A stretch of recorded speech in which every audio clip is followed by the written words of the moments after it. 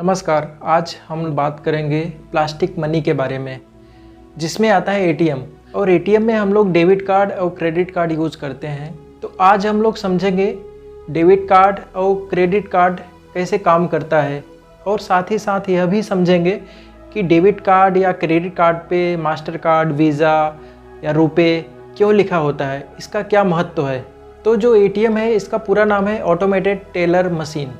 इसकी खोज 1967 में इंग्लैंड के खोजकर्ता जॉन शेफर्ड बैरोड के द्वारा किया गया था। तो इस एटीएम का दो तरह के कार्ड यूज होते हैं, पहला डेबिट कार्ड, दूसरा क्रेडिट कार्ड।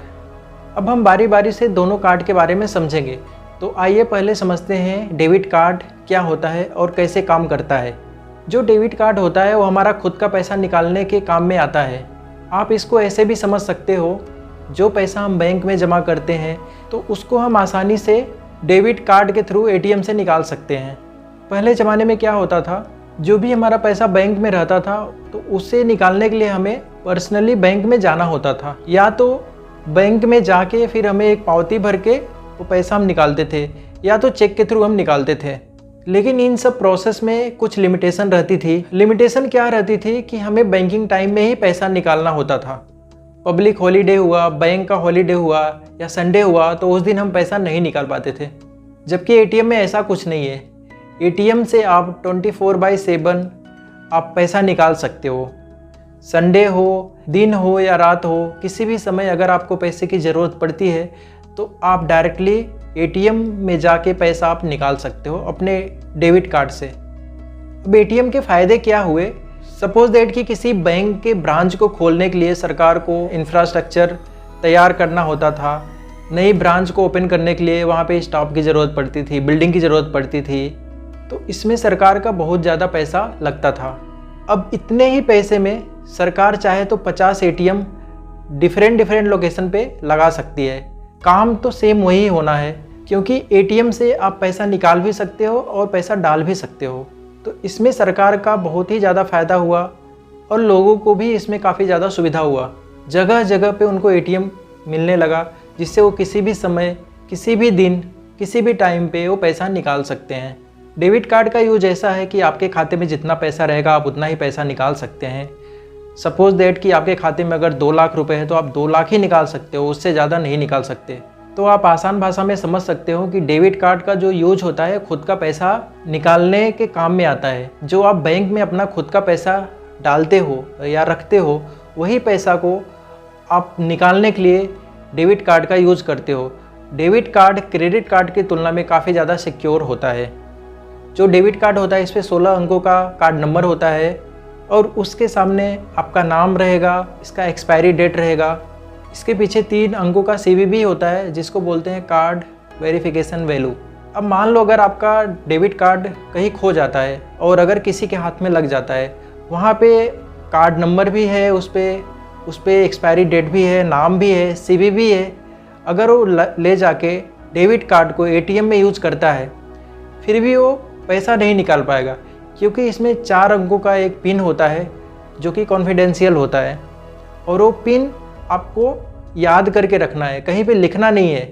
कुछ लोग क्या करते हैं इंडिया में, कार्ड के पीछे ही पिन भी लिख देते हैं। उस स्थिति में क्या होगा, अगर आपका कार्ड खो गया, अगर किसी के हाथ में लग गया, जब वहाँ पे पैसा निकालने के लिए बंदा जाएगा तो लास्ट में उसको 4 अंकों का पिन मांगेगा। अब पिन जैसे ही वो इंटर करेगा तो वहाँ पे पैसा निकल जाएगा। इसलिए पिन को कार्ड के पीछे नहीं लिखना चाहिए, उसको मेमोराइज करके रखना चाहिए, उसको आपको याद करके रखना चाहिए। तो डेबिट कार्ड काफ़ी ज़्यादा सिक्योर होता है। सिक्योर इसका यही होता है कि इसमें पिन की ज़रूरत पड़ती है। फाइनली जब भी किसी के हाथ में कार्ड लगेगा तो लास्ट में उसको पिन की ज़रूरत पड़ेगी, और पिन आपके पास रहेगा, इसलिए वो आपका कुछ नहीं कर पाएगा। और जैसे ही आपका खो जाता है तो आपको उसको बंद कराना होता है, और आपको बंद करा देना चाहिए। अब हम बात करते हैं क्रेडिट कार्ड के बारे में। पहले क्या होता था, जब भी हमें पैसों की सख्त ज़रूरत होती थी तो हम किसी से ब्याज पे पैसे ले लेते थे। 5%, 10% के ब्याज पे वो हमें पैसे देते थे, जो कि हमें उसको चुकाना होता था ब्याज भी। या तो हम क्या करते थे, किसी अपने रिश्तेदार से भी पैसे उधार लेते थे, तो हमारे ऊपर एक बोझ बना रहता था कि हमें इतने दिनों में पैसा वापस करना है, और दूसरा चीज़ होता था कि हमें एक मेंटल प्रेशर रहता था कि कैसे अगर हमें पैसों की सख्त ज़रूरत है तो कैसे पैसा हम मांगूं। तो इन सब से बचने के लिए बैंक ने क्रेडिट कार्ड देना शुरू कर दिया लोगों को। अब क्रेडिट कार्ड ऐसे नहीं मिलता, सबको नहीं मिल जाता। बैंक का जिसके ऊपर भरोसा रहता है उसी को क्रेडिट कार्ड बैंक देती है। जिसको लगता है कि ये पैसा वापस कर देगा 30 से 40 दिन 45 दिन में बैंक को पैसा रिटर्न दे देगा, तो उसी को बैंक पैसा देता है। क्रेडिट कार्ड में क्या होता है, लिमिट होता है 25,000 से लेकर 3 लाख तक का लिमिट होता है, और भी ज़्यादा लिमिट होता है। कुछ बैंक तो 15-15, 20-20 लाख तक का भी लिमिट देती हैं। डिपेंड करता है कि आपका सिबिल स्कोर कैसा है, आपका बैंक के साथ कैसा रिलेशन है, आपको बैंक किस तरीके से समझता है, उसके ऊपर डिपेंड करता है। क्या होता है कि आपको जितने पैसे की ज़रूरत पड़ती है आप उतना पैसा यूज कर सकते हो अपने क्रेडिट कार्ड से, और इसमें बैंक आपको 30 से 45 दिन का मोहलत देता है। उतने दिनों में आपको पैसा वापस करना होता बैंक को, और उस पर बैंक आपसे कुछ भी ब्याज नहीं लेता। लेकिन अगर आप 30 से 45 दिन के अंदर पैसा वापस नहीं करते हो बैंक का, तो उसके ऊपर आपको चार्ज लगेगा, बैंक आपके ऊपर चार्ज करेगा। क्रेडिट कार्ड का सबसे बड़ा फ़ायदा ऐसा है कि सपोज दैट कि आपको इमरजेंसी में 50,000 की ज़रूरत हुई किसी भी काम के लिए, जैसे हॉस्पिटल में आपको सख्त ज़रूरत है और उस टाइम आपके पास पैसे नहीं है, आप किसी से मांग नहीं सकते हो।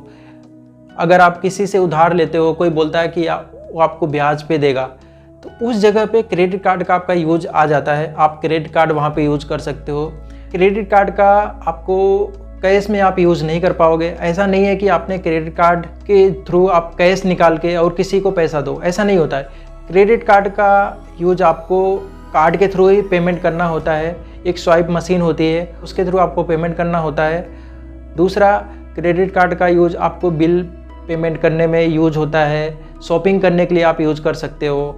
तो इसलिए इन दोनों को, क्रेडिट कार्ड और डेबिट कार्ड को प्लास्टिक मनी भी बोला जाता है। दोस्तों, अब हम बात करेंगे मास्टर कार्ड, वीज़ा एंड रुपए के बारे में। मास्टर कार्ड, वीज़ा और रुपए क्या है, इसको हम समझते हैं। एक्चुअली जो मास्टर कार्ड और वीज़ा है ये बाहर की कंपनी है, यूएस की, और जो रुपए है वो इंडियन है। जो वीज़ा कार्ड है इसका मार्केट कैप्चर 50% है, जबकि मास्टर कार्ड का मार्केट कैप्चर 30% है, और रुपए कार्ड का मार्केट कैप्चर 20% है, जो कि इंडियन है। अब इसको हम समझते हैं कि इसका यूज क्या होता है और क्यों कार्ड के ऊपर लिखा होता है मास्टर, वीज़ा या रुपए। सपोज दैट कि हमारा एटीएम एसबीआई का है और हमें पैसा निकालना है एचडीएफसी के एटीएम से। पहले क्या था कि हमारा एसबीआई का है तो एसबीआई से ही निकाल सकते थे, एचडीएफसी का है एचडीएफसी से निकाल सकते थे। लेकिन अभी मास्टर, रुपए, वीज़ा जब से आ गए हैं तब से ये प्रॉब्लम सॉल्व हो गया। किसी भी बैंक का एटीएम है तो आप किसी भी बैंक के एटीएम से पैसा निकाल सकते हो। इसमें सबसे बड़ा फ़ायदा ये हुआ। अब इसमें फ़ायदा क्या हुआ, इन लोगों का रोल क्या है वो मैं आपको बताता हूँ। रोल ऐसा है, डेटा का होता है। एक्चुअली पहले जो कंडीशन था वो डेटा का था। हमारा डेबिट कार्ड अगर एसबीआई का है, अगर हम एचडीएफसी के या फिर यूनियन के एटीएम में गए और वहाँ पे जैसे हम अपना कार्ड इंसर्ट करेंगे तो हमारा पूरा डेटा उस बैंक के पास चला जाएगा। तो इससे बचने के लिए एक थर्ड पार्टी वहाँ पे बनाया गया। थर्ड पार्टी क्या हुआ, मास्टर, वीज़ा एंड रुपए। उसमें क्या होगा कि हमारा सारा डेटा मास्टर, वीज़ा एंड रुपए के पास चला जाएगा। हमारा अगर एसबीआई का कार्ड है और हमें एचडीएफसी के एटीएम से निकालना है तो जैसे हम निकाल सकते हैं वहाँ पे। जैसे हम कार्ड को इंसर्ट करेंगे तो वो सेंट्रलाइज होता है उनका पूरा डेटा इन्फॉर्मेशन। तो एचडीएफसी का एटीएम जो है वो सीधा उससे कन्फर्मेशन लेगा कि भाई जिनका एक कार्ड है ओके है, इनको हम पैसा दे दे। वो बोलेगा हाँ भाई आप दे दो, बंदा ओके है, उसकी जिम्मेदारी मैं ले रहा हूँ। तो यहाँ पे जिम्मेदारी जो लेने का काम करता है वो मास्टर, वीज़ा एंड रुपए करता है। और इसमें डेटा का जो सिक्योरिटी है, डेटा का पूरी जिम्मेदारी लेता है मास्टर, वीज़ा एंड रुपए। वो बोलता है कि भाई आप उनको पैसा दे दो, उसकी जिम्मेदारी मैं ले रहा हूँ, और आपका सारा डेटा उसके पास रहता है। वो डेटा शेयर नहीं करता। तो यहाँ पे सारा जो इन लोगों का जो खेल है वो डेटा का था, और डेटा की सेफ्टी के लिए इसको बनाया गया। तो इस प्रॉब्लम को सॉल्व करने के लिए ये जो पूरा है इसको कार्ड नेटवर्क बोला जाता है। मास्टर, वीज़ा एंड रुपए को कार्ड नेटवर्क बोला जाता है।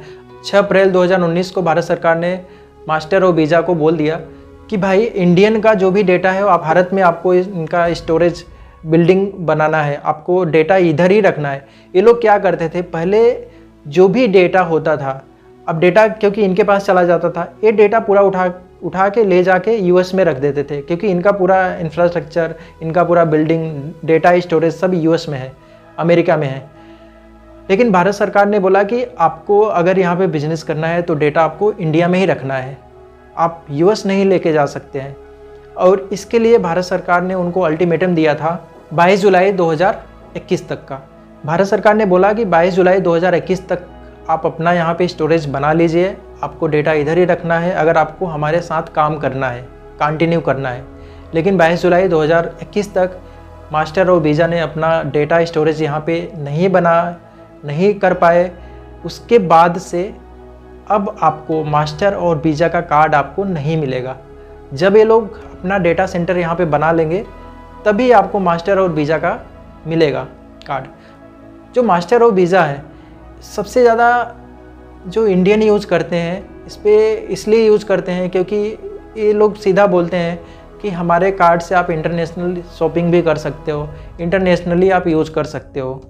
तो इसलिए मास्टर और वीज़ा इंडिया में बहुत ज़्यादा प्रचलित हुआ। तो दोस्तों, मैं उम्मीद करता हूँ कि आपको debit card, credit card, master, visa and रुपए के बारे में आपको समझ में आ गया होगा, आपको चीज़ें क्लियर हो गई होगी। उम्मीद करता हूँ कि वीडियो आपको अच्छा लगा होगा। अगर आपको वीडियो अच्छा लगा है तो आप चैनल को सब्सक्राइब कर लीजिए और बेल आइकन को भी प्रेस कर लीजिए, जिससे कि आने वाले वीडियो का नोटिफिकेशन आपको मिलता रहे। और हाँ दोस्तों, इस वीडियो को आप फैला दीजिए, लोगों तक आप शेयर कर दीजिए, जिससे कि ये जो महत्वपूर्ण जानकारी है लोगों तक भी पहुँचे और लोगों को इसके बारे में जानकारी हो।